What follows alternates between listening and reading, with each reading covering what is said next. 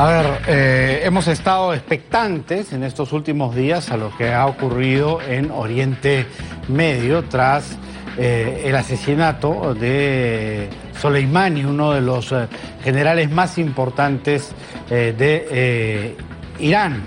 Esto obviamente se preveía iba a tener una reacción de los iraníes con respecto a Estados Unidos, quien ordenó el ataque. Han habido algunos otros ataques, por ejemplo, una base militar en Irak con misiles de parte de Irán y la respuesta verbal de Donald Trump. Esto suena muy lejano, está ocurriendo en Medio Oriente, pero ¿cómo puede esa tensión, esos tambores de guerra afectar la economía peruana, si es que cabe el caso? Vamos a conversar con César Fuentes, profesor de SAM, que nos va a relatar un poco desde el plano económico cómo el Perú podría verse afectado, si es que va a ocurrir así. César, ¿cómo está? Muy buenas tardes, ¿cómo estamos? ¿Hay posibilidades de que esta tensión llegue, este movimiento telúrico bélico en Medio Oriente llegue a sentirse en el Perú? Sí hay posibilidades, pero primero lo que está pasando tanto a nivel de Irán como a nivel de Estados Unidos es que hay una tensión contenida. Es decir, no todo el mundo ha jugado sus cartas en el sentido de que están yendo a una confrontación directa, ¿no? Si uno efectivamente ve tanto la posición de Irán como la posición de Estados Unidos, es de contención. Es decir, ha habido fricción por lo que tú señalabas, efectivamente el asesinato de este general, y eso ha generado que esa tensión se mantenga. Pero esto no ha llevado a una conflagración, es decir, no hay todavía un signo de que va a haber movimiento de tropas o algo que ya predijese una guerra. Y sorprendió además las declaraciones ayer de Trump, que se esperaban sean mucho más bélicas, pero ha dicho que no, ¿no? Ha tratado de poner... Fundamentalmente lo que está diciendo, yo creo que Trump no... el problema que tiene la política en Estados Unidos, especialmente con la administración Trump, es que no hay una, diríamos, una secuencia a diferencia de otras administraciones, ¿no? Generalmente en el plano internacional, sea republicano o demócrata, ha habido una línea que se ha roto ahora con Trump, ¿no? Si uno ve las administraciones de Obama, de Bush y las anteriores, hay una continuidad, por ejemplo, en el tema de Medio Oriente, en el tema de respetar, por ejemplo, los derechos de los palestinos, en señalar que son estados diferentes entre Israel y Palestina. Todo esto se ha roto con Trump y también la relación con muchos de los países de Medio Oriente. Entonces es un tema realmente complicado. Ahora, ¿qué va a pasar en el Perú? Esa es la pregunta que creo que los televidentes están más interesados, ¿no? Y en lo personal creo que el efecto, si esto está contenido, por lo menos lo que se ve es que el precio del commodity, que en este caso es el petróleo, se está manteniendo, ¿no? ¿Por qué?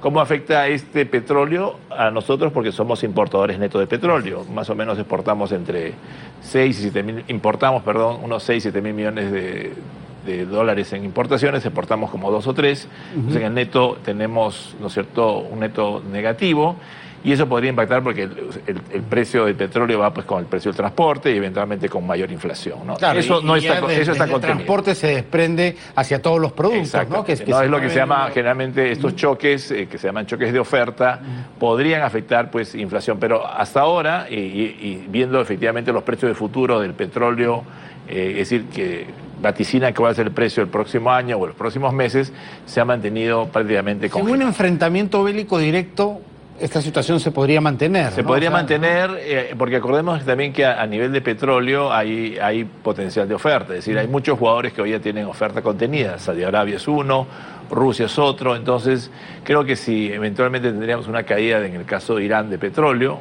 probablemente otros jugadores como el caso de Rusia, así lo hizo Saudi Arabia, además ayer, ¿no? Diciendo nosotros tenemos pues para autoabastecernos sin ningún problema. Así es, ¿no? Y creo que también, ¿no? A raíz de esto justamente de la descubierta de gas en los últimos años, Estados Unidos tiene un poder de negociación mayor, ¿no? Lo que está pasando antes era que Estados Unidos era un importador mucho mayor de petróleo, ahora tiene muchas fuentes de gas. Y se le acusaba de eso, ¿no? De querer dominar Medio Oriente para tener el control del petróleo. Y ahora el tema del petróleo sí nos puede afectar, diríamos, en el peor de los casos sería si es que este precio, que hoy está alrededor de $60 barril, sube pues 80, 100 en un plazo relativamente corto. Tenemos además un fondo de estabilización. Así es, hay un fondo de estabilización de petróleo que lo que hace justamente es posterga esos incrementos.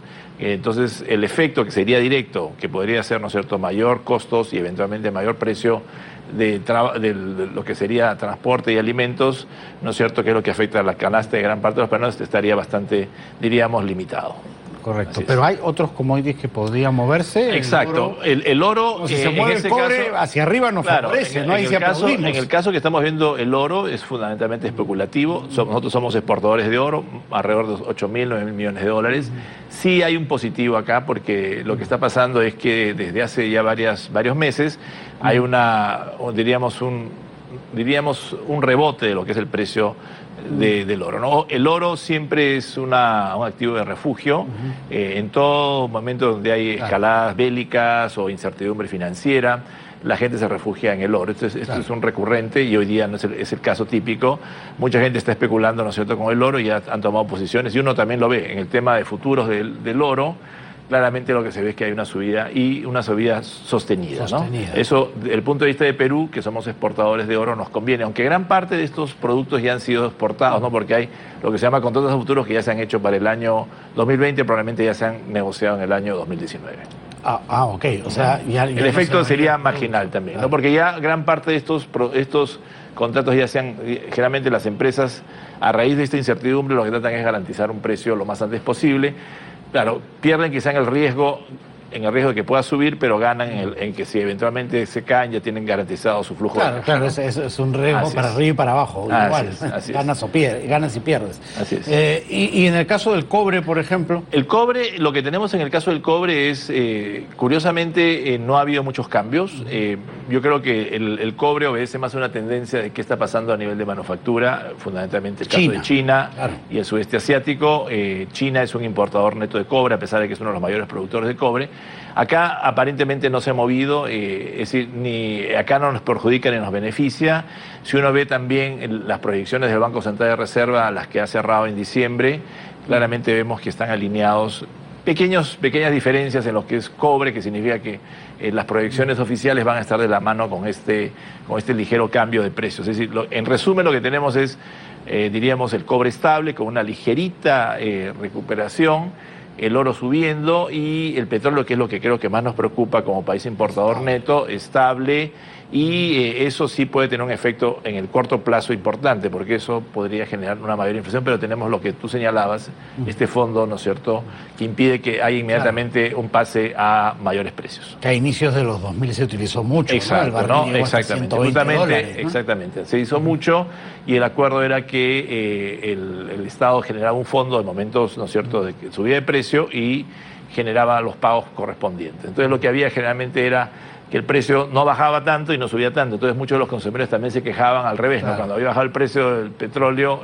internacionalmente, la gasolina se mantenía igual. ¿Por qué? Porque se estaba pagando la subida anterior, ¿no? Claro, en el fondo de estabilización. O sea que, más allá de estos temas coyunturales, ¿no crees que haya mucho? No, lo que uno también podría pensar es el tema de riesgo país, ¿no? Si países emergentes como Perú se ven afectados, y uno ve claramente que los índices de emerging markets se han mantenido incólumes. Además estamos mejor calificados en toda la región.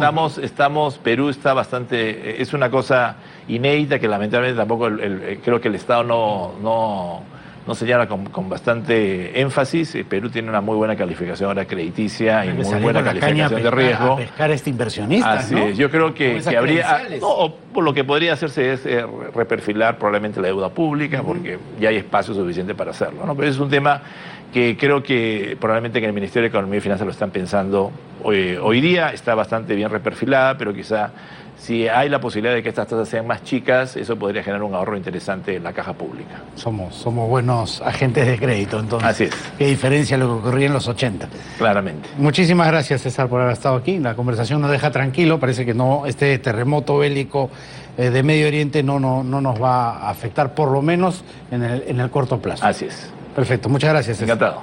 César Fuentes, profesor de SAN, ha estado con nosotros. Hasta aquí nuestro bloque económico.